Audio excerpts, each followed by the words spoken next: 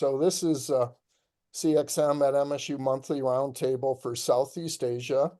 We're joined by an expert who's going to share information about a topic that's relevant to you. We'll give you the opportunity then to work in breakouts and applying the principles that Nisha is going to be sharing with you. Oh, that's not Nisha. There's Nisha. So, we're joined today by Dr. Nisha Abu Bakar. And as I mentioned, Nisha and I are actually classmates from our MBA program in Singapore many, many years ago. And Decades Nisha, ago. and Nisha, yeah, decades ago, Nisha has really carved out a niche in the tourism industry. And recently she did some work with Singapore Airlines on the importance of embracing cultural diversity. And that's a topic that we know is very relevant to all of us. So I'm really excited today to be learning more about cultural diversity and Nisha's thought on that. And then we'll be providing you with the opportunity to apply those principles before discussing it a little more broadly together. So Nisha, welcome. Thank you, Tom. Thank you. Yeah, and if you want to go ahead and share your screen, I'll go ahead and Yeah, stop sharing. I will share screen just after my introduction. Yeah. So lovely to have all of you here. A very good morning. So what we're going to do is this. We're going to kick off today's session with a greeting, right? A greeting. Each one of you just say your name in your own languages. Can we do that? At the same time? Yeah, no. I'll introduce myself. I'm Nisha, and from Singapore, we say that Selamat Pagi, and because I'm an Indian origin, I will say Vanakkam Namaste. And over to you, anyone. My name is Trâm. I'm from Vietnam and Ho Chi Minh City. I'm a student of Mr. Tom, and today I'm very happy to be here. Xin chào. Hi, everybody. I'm also from Ho Chi Minh City, like Miss Cham, but I'm not originally from here. I'm from Romania. And I think I could say Bună ziua. It means hello to everybody. Nice. And nice. Thank you. Thank you. Hello, I'm Thương. I'm based in Hanoi, and I'm a student of my master degree for CXM at MSU. Xin chào. Xin chào. Yes. And Alphon. Alphon, I think it's down to you. What? We can't hear you, I think. You're muted, Alphon.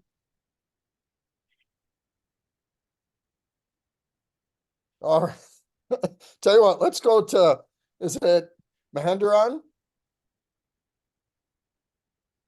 Yeah, it's probably the headphones thing. Yep. Yeah, but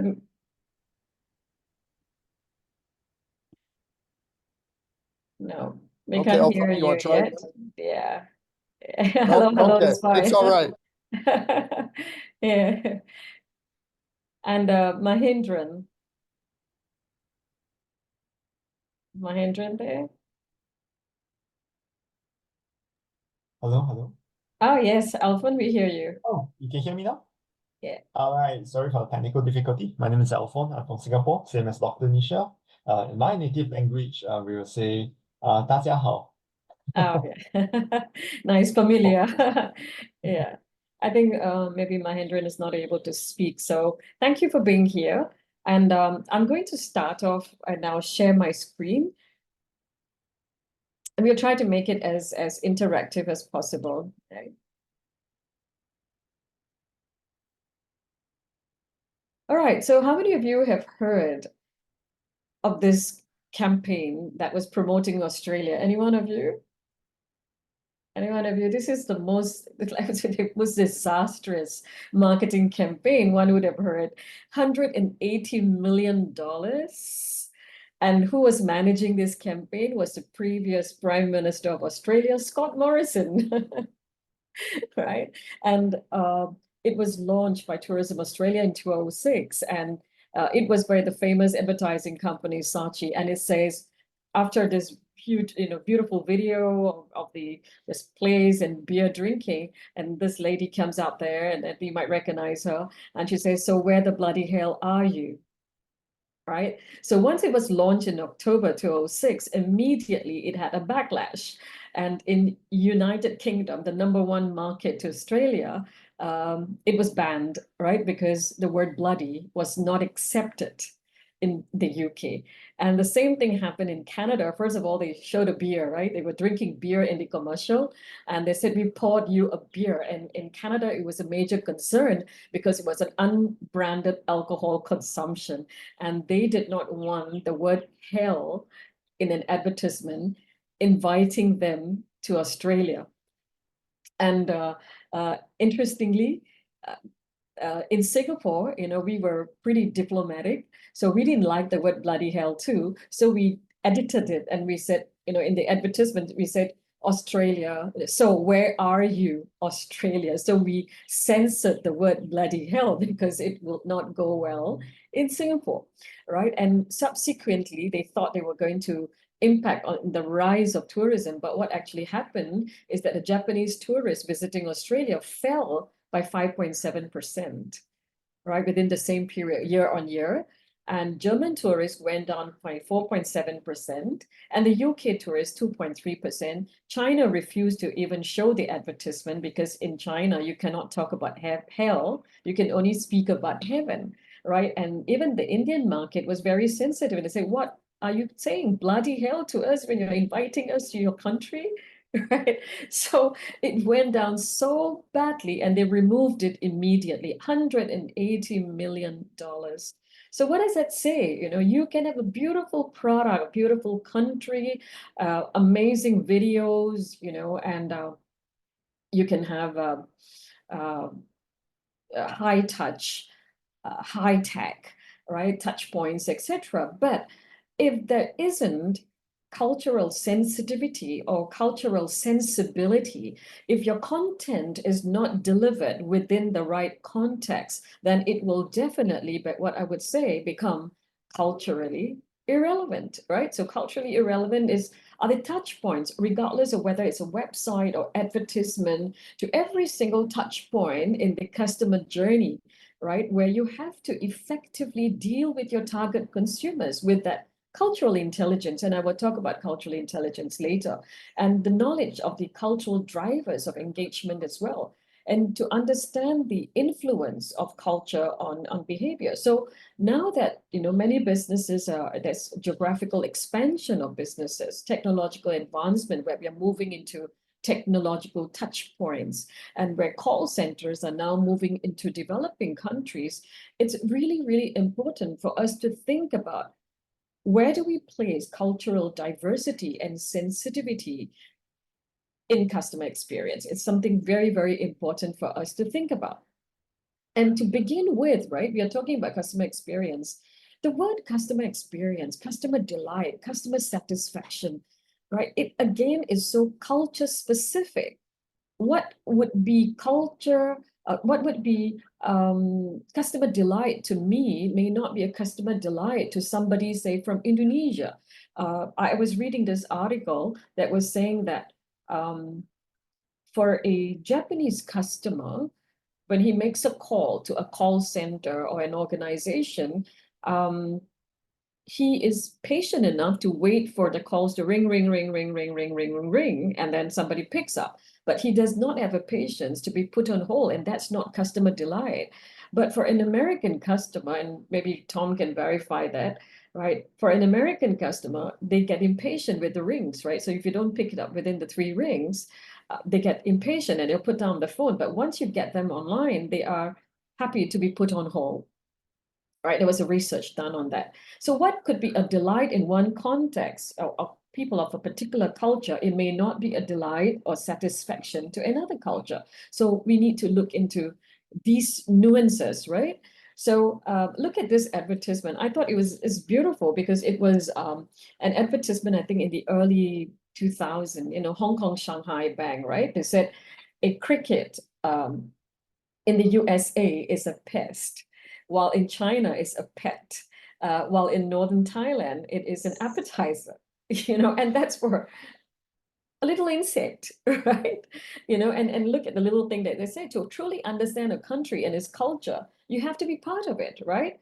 So it's true, because external diversity should be reflected internally. So when you have a really diverse and culturally sensitive customer service team, right, it can be reflected in the way that we are sensitive to our external customers too. So when such different interpretations are for an insect, can you imagine that for human actions, human gestures, speech, patterns, right, which are different in different cultural contexts, it's prone to a wide range of interpretations and misinterpretations, isn't it? Yeah, you agree? Yeah. So now we have to be a little bit more in companies. I hear more and more companies will ask me to come and do a training on EQ, but we hardly hear, or now they're moving into PQ, positive intelligence, but we don't even, SQ seems to be popular, social intelligence, but companies are not really going into CQ, right? Cultural intelligence. I think that's really, really, really so important at this point, for a couple of reasons. I'll touch a few. It's too short a time for me to talk about all the reasons. But number one, if you have staff who are culturally sensitive and competent to training and familiarity with the culture, you get them more confident in relating to customers of diverse culture. And when they are more confident, they are able to resolve conflicts and problems, and that could lead to better satisfaction in client, because they understand what the client's communication pattern is. I give you an example.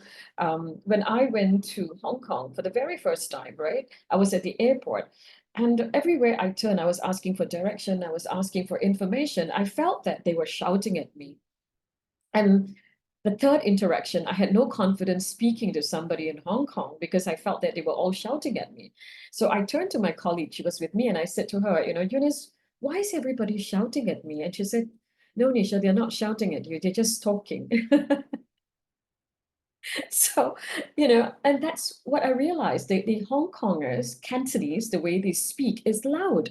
And I was just imagining, for a Singaporean, after 3 interactions, I was getting scared. I cannot imagine my Bhutanese, I work a lot with my Bhutanese. When they speak, even I can't hear the way they're so soft-spoken. I can't even hear them, And people from that culture will get terribly intimidated from someone from a very loud culture. Right? Number 2, it's also about effective communication. So when we have cultural sensitivity or an understanding, we would have a better way of communicating with our customers. So for example, even in a conflict situation, or when we are selling a product, say for German, right? They come from a culture of uncertainty avoidance culture. So what they would require you to speak to them about is, to the point, reassurance, technical knowledge, intellect, appeal to their knowledge when you're selling something, be objective and efficient, right? But when you're speaking to an Indonesian, I have done a lot of work with Indonesian customers, for them, it's about, first you build the relationship, you give trust, you build relationship. They got to have this likability first before they are interested in buying a product from you. And I think in China, most of us who've dealt with China, it's all about Guangxi. You know what's Guangxi? Right, Guangxi. So you want to build that network, you want to build that friendship first before that. So the communications pattern would change. Thirdly, it's also about respect.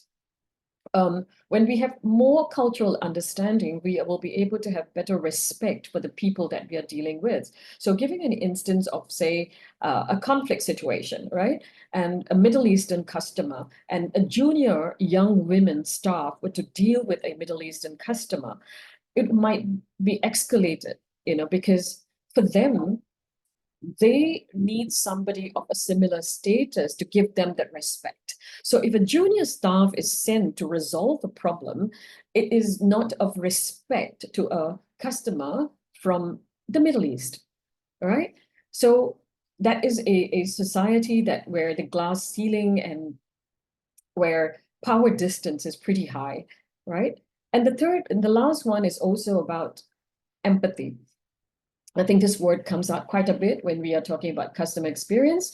Again, when we are culturally more sensitive, the empathy can be demonstrated.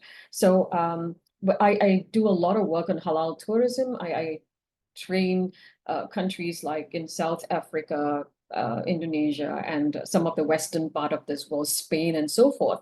And I have to say to them, you need to understand, say, for example, in a hotel setting or in a tour group, when a Muslim customer asks for a toilet that has a bidet or they want a pail, and you have to understand why they require these or they insist on having this, because water is important in a washroom, religiously speaking, right, for a Muslim customer. So it's not easy when we talk about halal tourism. It's not just about putting halal restaurants out there, but to have the empathy that goes with that when you are communicating with the customer. Make sense? Yeah, right.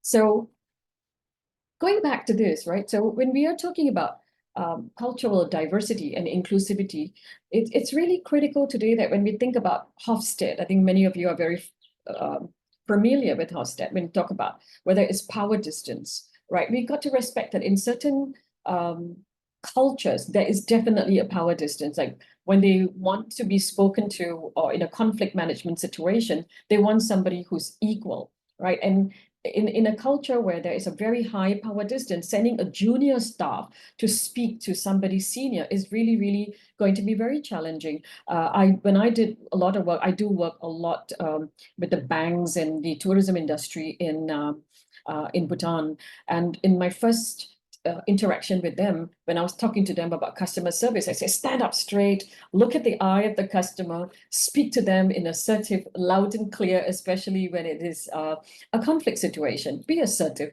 And then I realized that they can't.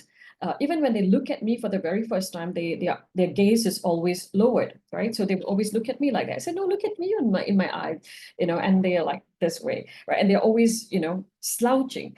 And I have to realize that this goes back to the monarchy, is a deep-seated value in them, because I saw the interaction between the queen and the chairman of a women's association, where the queen was bowing and bowing and bowing to a Nepali woman from a chairwoman, all right? And the queen herself went right down. She bowed till she prostrated. Can you imagine? It's unbelievable when I saw that a queen went on the floor, right? Because the guests to a country are like the gurus.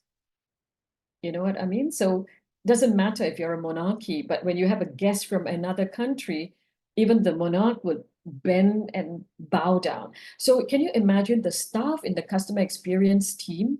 They are not able to stand up straight, right? So if you are a customer who comes from a low power distance, you would expect the staff to stand up straight, look at you in the eye, and speak loud and clear, which is not possible in Bhutan. Make sense? Yeah? Right. So these are the little nuances that we have to be very, very careful. So giving you an idea of IKEA, for example, right? The way that it adapts its product design and marketing strategy. In the United States, for example, IKEA emphasizes the DIY aspect of furniture assembly. You see that a lot in Australia as well. They have many, many shops that look into DIY, because it's all about the spirit of individualism. It's about self-reliance. But in China, IKEA offers assembly services, right? Because in China, that's inconvenient, right? They value convenience more than individualism, right? And in a collectivist country, it's so easy to find people to come and help you because it's a very communal thing where they build something. So countries like that, you look at Louis Vuitton, for example, we have that in Singapore here, it's an island, and different customers from China or Asian customers value the blink, you know, right? So they want to see big logos, they want to see big brand things which are blinking, and the staff, when they interact with them, they're told to do this. When a customer from China comes in, show them, right, the big the visuals of the brand, show them the status, talk to them about the esteem, talk about the fact that you will lose out if you don't buy this product because it's trending, people are buying this. If you reach a certain status, you've got to get this, right? But in certain parts of the world, no, they want it really small. They don't even want to see the LV on it, right? So they have to adapt to that. So that's really what cultural sensibilities and sensitivities. So when, as a staff, what do you say? What do you communicate? What do you empathize with the customer? It's what shapes the experiences. So, and this is what I was trying to say. So the cultural diversity would impact on what the customers believe, what the customers want, and what the customers hear and see, right? And this is what brings the dynamics in a customer experience. So companies today are using data, right, and analytics to understand cultural insights. So there is more and more technology and software that is available to understand this. So if you're, later on, I'll touch on that. If you're going through a cultural intelligence assessment, getting your staff, you use data insights. So companies are going beyond demographic insights. They're going into cultural insights to understand the nuances so that in every customer touch point, you would be able to better resonate, right, with the customer's needs, demands, what they believe in, and to have the cultural sensibilities. So I was reading this and I thought it's really interesting because by 2065, we won't even need the word minority. Right? That's what's going to happen, right? So there's not going to be majority. And what's going to happen is that customers are going to diversify so much, and so would the customer experience. So if today we think that it's so diverse, customer experience is so diverse, can you imagine a decade or two from now how diverse it's going to be? So we got to be prepared in the way that our workforce is so diverse. We got to be prepared in our interaction and how diverse it's going to be, right? Our cultural intelligence got to also expand. So what really is cultural intelligence? So it's CQ, and you can actually get assessments done and so forth, is a person's natural and acquired ability to function effectively in a culturally diverse setting through the sensing, gathering, interpreting, adopting, behaving in congruence with the cultural differences. That's really what CQ is. And there are assessments, there are courses out there on CQ. So when we look at CQ, I would say that it's one step where emotional intelligence stops and you're going a little bit further from EQ is what CQ is all about, because you're going into the intricacies. You're going to intimately understand the customer beyond just awareness, beyond sensitivity. You're going into cultural nuances, deep-seated values, right, into what that culture is and what they believe in. So I would say it extends a little further than EQ. So there are four forms of four dimensions, I would say, four components in CQ that we could train our staff in, and for staff to be aware. Number one is the motivational CQ. So when you say motivational in CQ, it's about whether the staff has the interest. So that again, when we are recruiting staff, when we are doing screening of staff, we need to understand and assess a little bit about their motivational CQ. Do they have the drive, the interest, and the confidence of wanting to go and stretch themselves beyond their own familiarity, right? So an example is where an international staff may say, look, I volunteer, right, to have a post outside my country. I want to get to know the clients better. Or when an international staff is posted locally, they indulge in the local culture, learn the language of the local culture, or build strong relationship with the local communities with that fervor to understand the local culture better. So that's the first thing. And I think to assess that, it's important for us even in our interview process, recruitment process, we've got to place the importance of CQ and cultural diversity as important to our organization. And we got to say it straight to the staff that we are recruiting. Cognitive knowledge, CQ is really about knowledge, about cultural norms, what the Middle Eastern customers are like, what are Singapore customers like, what are their norms, what are their practices, what are their conventions, right? So for that, staff could be put into, because it's cognitive, we could put them into training, but then the interest must be there. So they could go into understanding, for example, Hofstede's theory, dimensions, the different dimensions, and then they start to practice that, right? So that is really what cognitive CQ is all about. The next is what we're looking at is metacognitive. Metacognitive is a little deeper, it's really metacognition. So you go into examining consciously your own awareness of your cultural assumptions, like what are my cultural biasness, right? So when I go into a country, do I have unconscious biasness of what should be, like, you know, sometimes I'm when I go to India, even though I've got an Indian origin, it's very difficult because I'm almost like a Singaporean culture here, right? So it's very difficult for when I speak to somebody in India and they say it's supposed to be yes, but they will be yes, you know, and I find it really difficult to understand their head movements. And even though, you know, I'm from an Indian origin, so what's our biasness, right? So understanding that sort of thing is metacognitive CQ. And that would require a lot of reflection, perhaps even feedback, journaling, right? So if you want to put a staff through a diversity training, it's important for them to reflect, write down what are their biasness, when does it arise?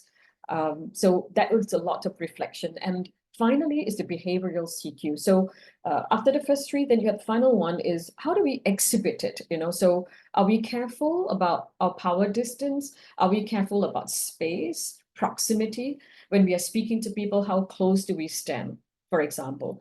And I learned that a lot when I'm in Bhutan, that not to use too much of physical gestures because they are not physically expressive. So raising my hand and immediately shaking hands is not something that you do in Bhutan, right? Because they are very reserved as a culture. So that we begin to observe, that requires us to go into training, observation, immersion, right, into behaviors and observation of people's behavior. So that leads us to the 4 different components of CQ. And if you put yourself through a course or an assessment, you would be able to evaluate what is our level of CQ and understanding. And I would say if we can train our staff, educate our staff in CQ, then it will lead to more authentic, more empathetic interaction. So as I mentioned earlier, with that cultural sensitivity and sensibility, we can engage with more empathy, right? We can communicate more effectively, build more trust, right? So that is something that would happen only if you move beyond EQ into CQ. And I just found this quote, it's quite interesting because it's not just about the one-to-one interaction, but CQ is a huge umbrella. You know, you have to have CQ in your web design. How does it appear? So you look at Nike, right? It's got different web design for different countries in which it is being represented, for instance. Same with Apple, iPod, right? Different ways of being represented in different countries. And you have to think about that every single touch point, from the time they hear of you, from the time they think of you, from the time they buy, from the time they leave, right? At every single touch point, it has the experience got to be more culturally sensitive.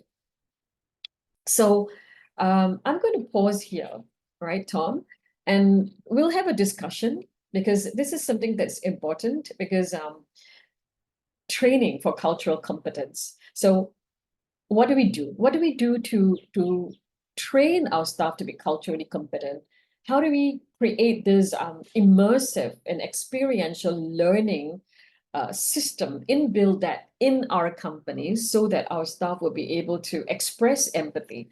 And also to look at how are we going to measure that, right? We spend, as you all know, training is very often seen to be cost, right? Not investment in many companies, unfortunately, right? So if we really want to train our staff in cultural competence, cultural intelligence, then we've got to measure the impact for sure, right? Otherwise, the CFOs will not want to pump the money into that, isn't it?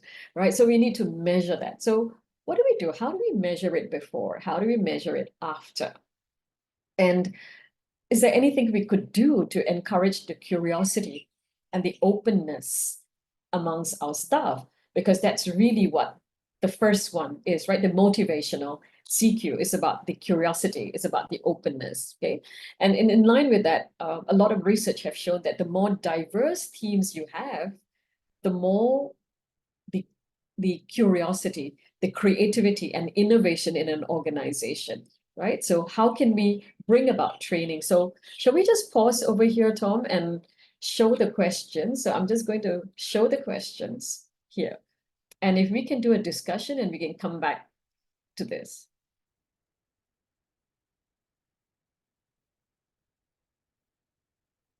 Okay, great. So what I'm going to be doing is I'm going to break, looks like we have enough people for 2 teams to work on this. So we have a couple of questions that we want you to discuss in teams. One regards measurement and metrics as it relates to the effectiveness of cultural diversity initiatives, and the other relates to training. And I've shared both of these questions on a mural board. I'm going to go ahead and share the link to the mural board with you. And let me go ahead and grab that. Okay. I think we gonna can put drop all that 3 of them into one. There's actually enough for 2 groups now, Nisha. We've had Okay. some people add. Oh yeah, okay. Yeah. So Sorry, I didn't let me see. go Yeah. ahead. I'm gonna, that's what I've been watching while you've been talking. So if you guys can grab the mural link that's in here, I'm gonna share it on my screen here so you can see. And what you're gonna do once you get in a team is just address these questions by grabbing a cluster in mural.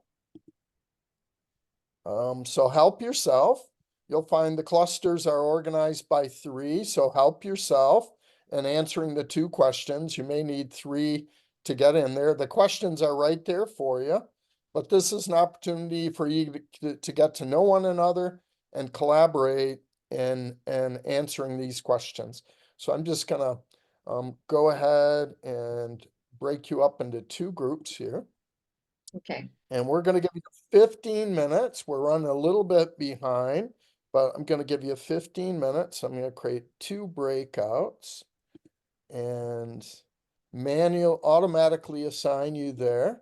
Anisha, you can hang back here with me and I'll make sure we got, so it'll be 3 or 4 people in your team. So everybody know what to do in 15 minutes?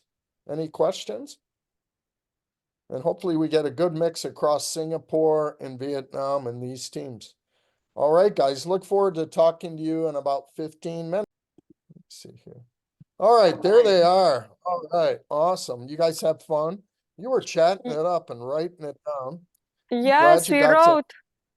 It was a bit quick. We Good, good. didn't have the questions are really challenging, I would like to say. Yeah, They are put, good. We're still in the second Good. question. it's a food for thought, you know, like really Good, make I us thought it was collaborate. easy question, so I thought, oh my God. You thought it's too Good. easy? I thought I was gonna give you guys harder ones. Oh my goodness. Glad we got you. Well, Nisha, I'm going to turn it over to you. I'm sharing the results here. Maybe you can help guide us through their responses and let's get them to share what they've put. Sure. Yep, we can start with the first group. They can share. So, who is this? Who put question 1A, the yellow? Who's the yellow team? Is that you, yeah. Alphon? Yeah, that's me. So I can like roughly walk through. I mean, for question 1 first, I think on diversity retention. So I think what Dr. Nisha mentioned, in order for us to be culture sensitive in front of our customers, we first need to be mindful of our team structure as well to have that mix of diversity. So I think measuring over time the proportion of your colleagues, your team in terms of its different cultural mix, I think is important. That's one. And how do we measure the success? Things relating to employee engagement survey.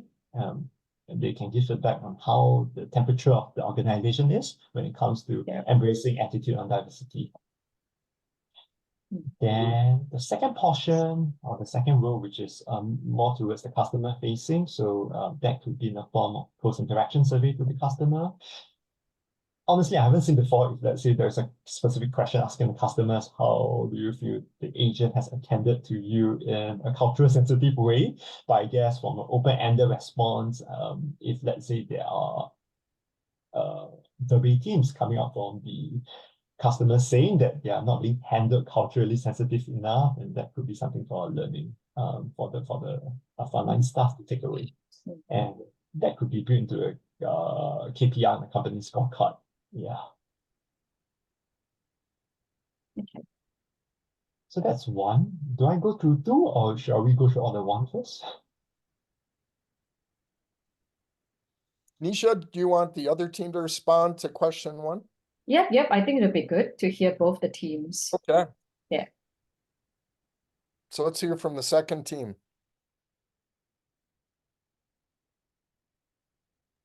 I can say something. For us, the first question was tricky. We did among us, we are not specialists for this specific cultural awareness. Of course, we all understand cultural awareness and how it's important, training and empathy, but the tricky part for us would be, how do we measure it, the cultural awareness? Yeah. So we were thinking that through a cultural awareness training, we would do it to do a pre-assessment, a post-assessment, having a cultural awareness training, and then we thought that another component of the cultural awareness could be the empathy mapping in our team or organization to see. We think that empathy, so beside the training, the empathy would also be something that would help us deal. So empathy, cultural awareness, and diversity. We were thinking that would be the three components, and we could attach KPIs to these three components. So obviously, when we have diversity hiring and diversity KPIs, we could be more empathetic, and then with the cultural awareness training and attach KPIs. We didn't know what specific KPIs beside the normal customer experience KPIs. We couldn't think something specific.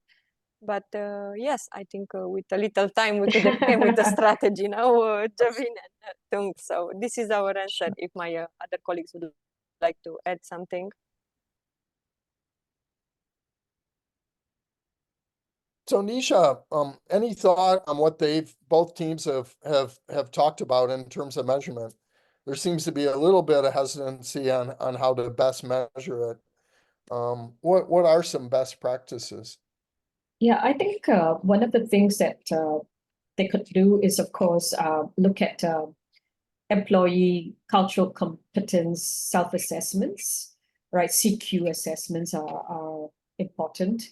So investing in it, just like how companies now invest on EQ, psychometric profiling, they do a lot of that. It's time to actually go in and invest on CQ assessments.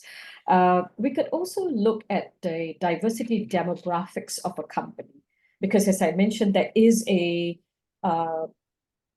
impact. So when you have more diverse your workforce, the more diverse your CX team, the cultural intelligence has a higher chance of increasing among your workforce. And so even measuring that, does it mirror the diversity of your customer base, right? So there are a lot of literature out there that you can cluster your CX team according to the culture of your targeted clientele base, So if that diversity of, for example, you could have, if your customer base is uncertainty avoidance, more masculine. So your staff diversity could also match and mirror that. So we could look at that sort of a index. Also, customer service, customer satisfaction scores can also tell if we go into insights, and that's what I say, data insights become really important. It's just not the score, but going behind the score to see what are the disparities, right? What's going on, right? Is it culture related? We could also look at the customer retention.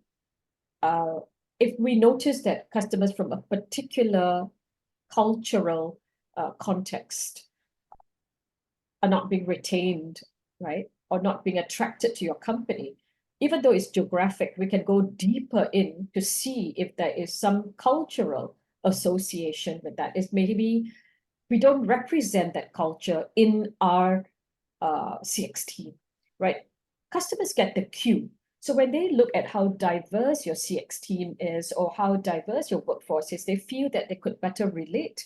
So if you find that a particular culture, the retention is not there, or they're not attracted to your company, then does that reflect on the diversity of your workforce as well? So maybe they don't feel comfortable, right, relating to your staff because of a cultural difference. So we could also look at complaints index and see what's the frequency, right, in terms of misunderstandings that result from cultural misunderstandings, right? Because, for example, research shows that highly complex interactions and high involvement interactions, for example, in a banking sector, if a staff is coming for a loan application or looking at an investment portfolio, in this kind of high involvement, high complex interaction, the chances of cultural misunderstanding is higher than a low involvement touch point, which is basically maybe ATM or online, right? So in that sort of high complex situation, we could do analysis of our complaints to see, was that culturally rooted, right? So these are some of the metrics that we could use. Does it make sense, Tom? Yep. And Yep, everybody absolutely. here. In fact, one of the things that Nisha and I were talking about while you guys were away, one of the problems we're facing in the US right now is inequitable treatment in healthcare because of your skin color. More specifically, African Americans are treated much differently than peoples of other color in the US, and how that's creating a lot of issues. So I'm glad you brought that up. We are coming up on our closing time. We got just a couple minutes left. Teams, maybe you could share anything specific in terms of training that you felt was most critical in educating employees on the importance of diversity. Did anything stand out in your discussion?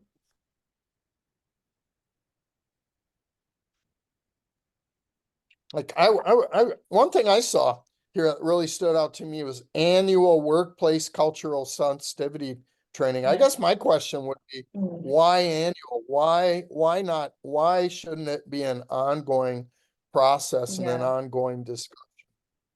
Yeah, so this came from my previous workplace. I think it's like a mandatory thing that the company has invoked, but they are also mindful that because cultural sensitivity can be just one small part of the whole package of trainings that employees have to go through.